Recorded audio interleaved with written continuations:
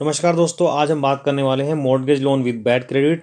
जी हाँ दोस्तों, आजकल के समय में सिविल को मेंटेन करना बहुत मुश्किल हो गया है।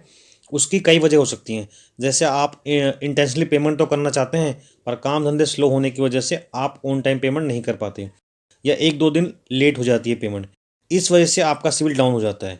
या फिर कभी कभार आपके अकाउंट में बैलेंस तो होता है, पर टेक्निकल रीज़न से आपकी ईएमआई बाउंस हो जाती है, तो भी आपका सिविल डाउन हो जाता है। फिर आप कभी कभार अपने फ्रेंड सर्कल में किसी दोस्त को या अपने किसी जानकार का मोबाइल को ईएमआई पर दिलवाते हैं, और आपका जो मित्र है वो किसी वजह से आपको ऑन टाइम पेमेंट नहीं दे पाता, जिस वजह से भी आपका सिविल डाउन हो जाता है।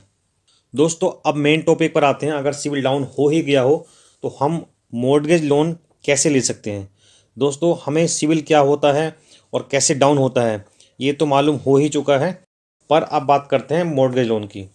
दोस्तों, मॉर्टगेज लोन उसे कहते हैं जब कभी आप अपनी प्रॉपर्टी के अगेंस्ट या अपनी प्रॉपर्टी के पेपर बैंक में गिरवी रख लेते हैं और उसके अगेंस्ट लोन लेते हैं, तो उसे हम मॉर्टगेज लोन कहते हैं। और इसके अंदर सबसे इम्पोर्टेंट बात यह है कि अगर आपका सिविल डाउन हो और आप मॉर्टगेज लोन लेना चाहते हैं तो बैंक या एनबीएफसी कंपनी आपका लोन रिजेक्ट कर देती हैं। पर दोस्तों, आज इस वीडियो को देखने के बाद आपके साथ ऐसा नहीं होगा। दोस्तों, mortgage loan with bad credit apply जब आप करते हैं, तब सबसे पहले आपकी सिविल की रिपोर्ट निकाली जाती है। उस समय ये देखा जाता है कि आपका सिविल स्कोर कितना है। मसलन मान लीजिए आपका सिविल स्कोर 500 है, या 600 या 650, मान लीजिए इस रेंज के अंदर है।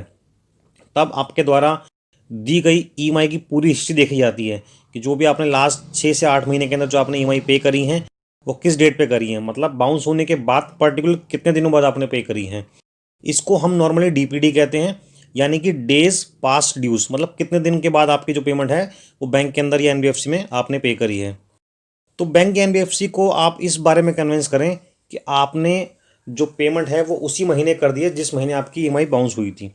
तो अगर आप इस बात के लिए आपके क्रेडिट मैनेजर को कन्विंस कर लेते हैं कि आप ऑन टाइम पेमेंट कुछ पर्टिकुलर रीजन की वजह से नहीं कर पा रहे, पर आने वाले समय में इन रीज़नों को बिल्कुल खारिज कर कर आगे हम ऑन टाइम पेमेंट करेंगे। अगर बैंक इस बात से, मैं ऐसा मानता हूँ पर्सनली कि बैंक या एनबीएफसी के जो क्रेडिट मैनेजर हैं वो आपकी इस बात से कन्विंस होंगे, क्योंकि ये पर्टिकुलर रीजन की वजह से आपका सिविल डाउन हुआ था। और इसमें एक आपको इम्पोर्टेंट बात और बताना चाहूँगा कि कुछ पर्टिकुलर डेट के ऊपर बैलेंस अगर आप मेंटेन रखते हैं सिविल डाउन होने के बावजूद भी, तो आपका लोन अप्रूव होने के चांसेस बहुत अधिक रहते हैं। क्योंकि जो क्रेडिट मैनेजर होते हैं वो आपके अकाउंट स्टेटमेंट भी देखते हैं, जिससे आपकी इनकम को वो कैलकुलेट करते हैं कि आपकी इनकम कितनी हो चुकी है या आप कितनी ईएमआई पे कर सकते हैं आज के डेट में सिविल डाउन होने के बावजूद भी। वो जो पर्टिकुलर डेट हैं दोस्तों, वो हैं 1 तारीख, 5 तारीख, 15 तारीख, 25 तारीख, 30 तारीख। दोस्तों, उम्मीद करता हूँ ये जानकारी आपको अच्छी लगी होगी, और अगर अच्छी लगी है तो वीडियो को लाइक और शेयर जरूर करें ताकि दूसरों का भी भला हो सके, और मेरे यूट्यूब चैनल को सब्सक्राइब करना ना भूलें ताकि ऐसी जानकारी आपको मिलती रहे। और आपका कीमती समय देने के लिए बहुत बहुत धन्यवाद।